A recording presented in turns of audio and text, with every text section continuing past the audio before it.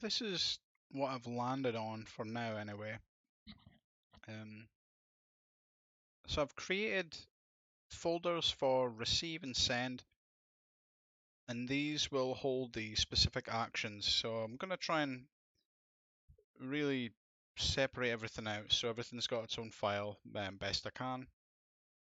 So we got commands in a file, we got receive, so we just pass in the WebSocket and the whole message and then we'll do something, and then that's all that's in this module. And then for send ping, a bit more complicated, but this just takes in a WebSocket and there's nothing else required, so it's only the WebSocket. We'll create the message, which uses the enum for the command, and I'm also just slapping in a timestamp there. This can change. This is in its own file, so we've got get date, get time, and then get timestamp.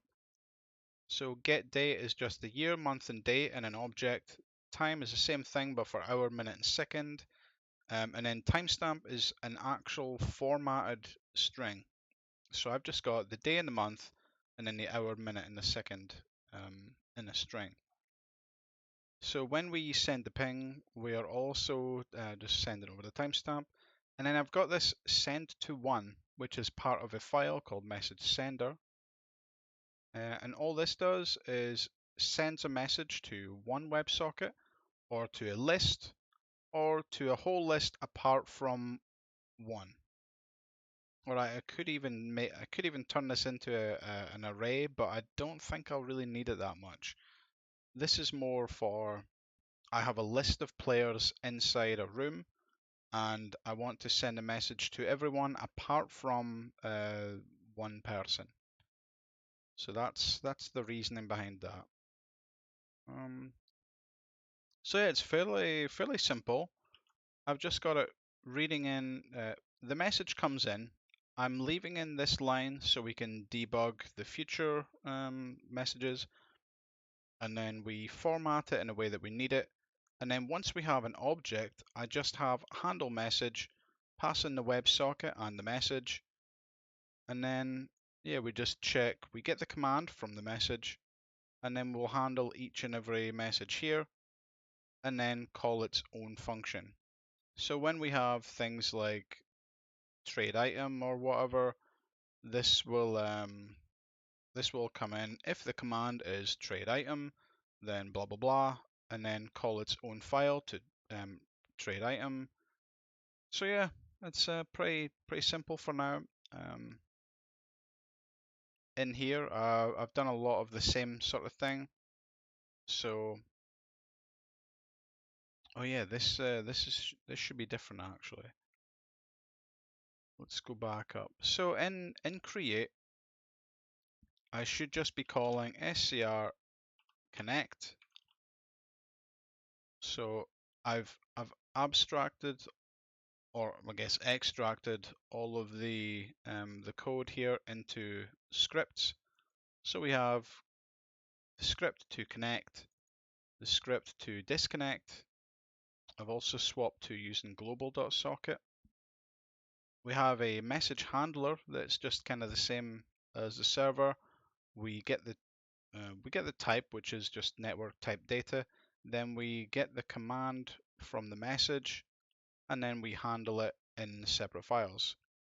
So if the command is command ping, we will run receive ping and pass in the whole message. So yeah, same thing kind of for send message. The we pass in a message, it does the buffer stuff and then sends it off to the server. And then we use that in something like send ping, where we will build a message, put in a command, put in a timestamp, and then call send message to send it off to the server. Same thing here. Create an object with the date, create an object with the time, and then create some kind of formatted string that's just the same as the one from JavaScript, the server. So yeah, that's where I am so far. I think the next one would probably be try and automatically create some characters to play with, or maybe I'll just build a character as default and then start getting something running. So yeah, the back end of this, I'm using Django for a website, but also to build up the database. I'm going to try and build almost like an entity component system where every object in the game will start off as an entity, which is just an ID number. So I'll just add it in here just to show off what it would look like. So if I want to create a room or a map, then I will say map is an entity and it has the ID of 1. And then I've also got a label, so then I can call that tavern. So all that map is, all that this entity is an ID with some kind of label. And then if I want to add something to this tavern, I could say, well, the tavern is a container. So then I'll create container as a component. And the container holds an entity ID and then some sort of data. So if I wanted to say this tavern is a container, I will create a new container record in the database using the entity ID, and then I'll pass in some kind of data, which would be an array of entity IDs or something. So any entity ID that's inside this data or contents is inside the room because the room is a container and it contains these things.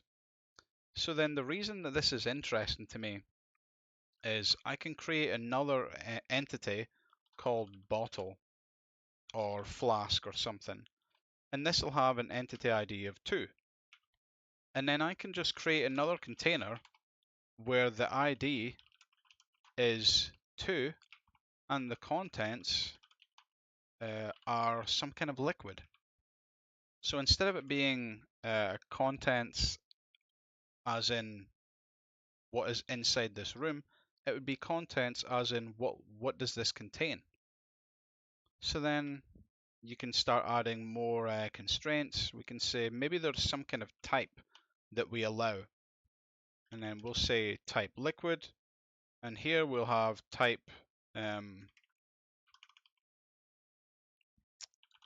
entity, I guess. So this container can hold entities and this container can hold liquids. So then later on you can create another entity called pond or stream or lake or something. And this will have an ID of 3 or something. And then we can add some kind of component that says maybe liquid source or something. I'm just making this up as we go, but it's just to give you an idea of how it works.